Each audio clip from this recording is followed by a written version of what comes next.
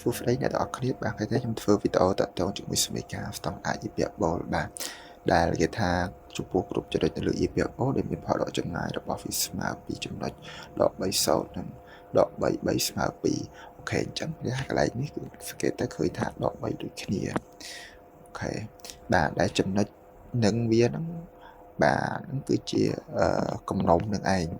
បាទ F1 F2 គេអត់ប្រាប់កំណុំទេគេប្រាប់ថាផលដកចំណាយ2ចំណុច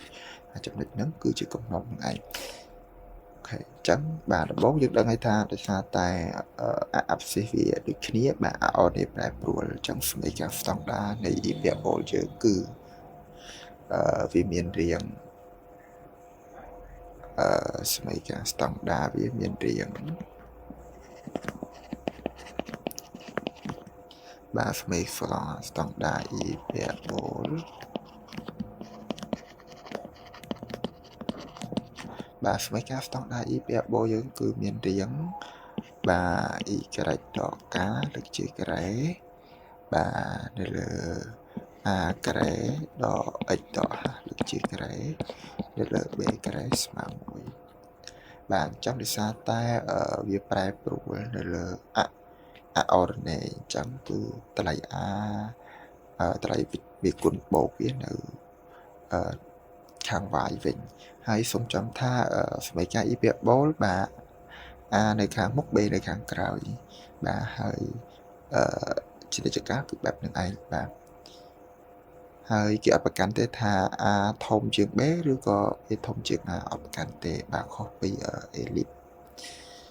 អូខេចឹងនេះគឺជាសមីការស្តង់ដារ EPFBOL ដោយសារតែយើងដឹងចេញពីចំណុច2នេះបាទចំណុចកំណុំទាំងពីរនេះដោយសារវាប្រែប្រួលនៅលើ ordinary បាទដោយសារតែវាជាកំណុំអញ្ចឹងយើងសង្កេតឃើញថាផ្ចិត A យើងគឺហាស់ការបាទគឺវាស្ថិតបាទនៅកណ្ដាលបាទវាស្ថិតនៅកណ្ដាលកំណុំទាំងពីរ F1 និង F2 អញ្ចឹងនោះបាទកូអរឌីនេតហាស់យើងមានន័យថាយើងយកដក3បូកជាមួយនឹងដក3នៅលើ2បាទយើងយកចំណុចទាំងពីរបូកឲ្យចែក2អញ្ចឹងវាស្មើដក3ចំណែកការយើងធ្វើដូចគ្នាគឺយើងយក0បូក3នៅលើ2អញ្ចឹងស្មើ3លើ2អញ្ចឹងមានន័យថាហាស់ស្មើដក3ការស្មើ3លើ2អូខេអញ្ចឹងយើងត្រូវរកតម្លៃ a ហើយនិង b បាទអញ្ចឹងយើងរកយ៉ាងម៉េចបាទនៅក្នុងករណីនេះគេនិយាយថាយើងដឹងហើយថាវាមានសមីការ EPFBOL បែបហ្នឹងអញ្ចឹងយើងទាញតាមរយៈកំណុំបាទវាទាញទៅដោយកំណុំបាទកំណុំ EPFBOL ដែលមានសមីការស្តង់ដារបែបហ្នឹងគឺ h ក្បៀស k បូក c ដោយសារតែវាប្រែប្រួលនៅលើ ordinary បាទអត់ស៊ីអត់ប៉ះពាល់ទេអូខេអញ្ចឹង h យើងគឺដឹង k យើងគឺដឹងអញ្ចឹងត្រូវការរក c អញ្ចឹងមានន័យថាយើងឲ្យវាh យើងគឺដក3បាទការយើង3លើ2បូក c ចំណែកឯកំណុំនេះអញ្ចឹងគឺយើងត្រូវឲ្យវាបាទស្មើជាមួយនឹងដក3បាទគឺយើងឲ្យកំណុំទី2វិញបាទកំណុំទី2បាទដោយសារតែយើងយកសញ្ញាបូកអញ្ចឹងនាំឲ្យយើងផ្ទឹមទៅដក3យើងបាច់ប៉ះពាល់គឺយើងប៉ះពាល់តែ3លើ2បូក c ស្មើ3យើងទាញឲ្យ c ទៅវាបាន3ដក3លើ2អញ្ចឹង6ដក3គឺ3លើ2ដូចគ្នាបាទនិយមន័យគេថាផលដកចម្ងាយពីចំណុចពីរបស់វាដក30ហើយដក3ស្មើ2អញ្ចឹងអត្ថន័យកន្លែងហ្នឹងគឺបើយើងតាមបែបាទជាចំណុច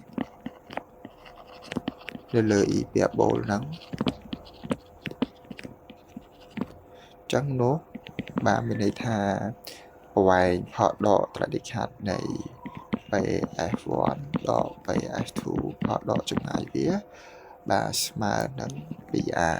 ប៉ុន្តែគេថាផលវាស្មើ2អញ្ ចឹងមានន័យថា a យើងស្មើ1 បាទចុងយើងអាចរក b បានតាមវិជារូបមន្ត c ការ៉េស្មើ a ការ៉េបូក b ការ៉េចិត្តច្រឡំមួយ elip ណាបាទ elip c ការ៉េស្មើ a ការ៉េដក b ការ៉េតែ e ពាក្យបូកវិញអញ្ចឹងយើងដោះរកតម្លៃ b ស្មើ c ការ៉េដក a ការ៉េវិញអញ្ចឹង c យើងគឺ3 លើ 2 ហើយ a យើង1អញ្ចឹង9 លើ 4 ដក 1អញ្ចឹងវាស្មើនឹង5 លើ 4 ចឹងយើងជ្រួសចូលទៅក្នុងសមីការអ៊ីពាក្យបូកខាងលើនេះវាបានបាទសំទោស y ដក k យើងគឺ3 លើ 2 បាទលើកជាការ៉េបាទ a យើង1យើង1ការ៉េ1ដក x ដក h យើងគឺដក3យើងទៅជាបូក3វិញនៅលើ b ការ៉េយើងគឺ5 លើ 4 សុំដាក់5 លើ 4 តែម្ដងស្មើ1ដូចនេះបាទសមីការស្តង់ដា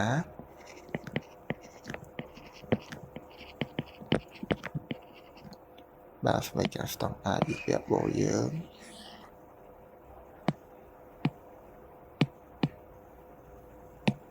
បាទគឺប៉ុណ្្នឹងឯងបាទគឺ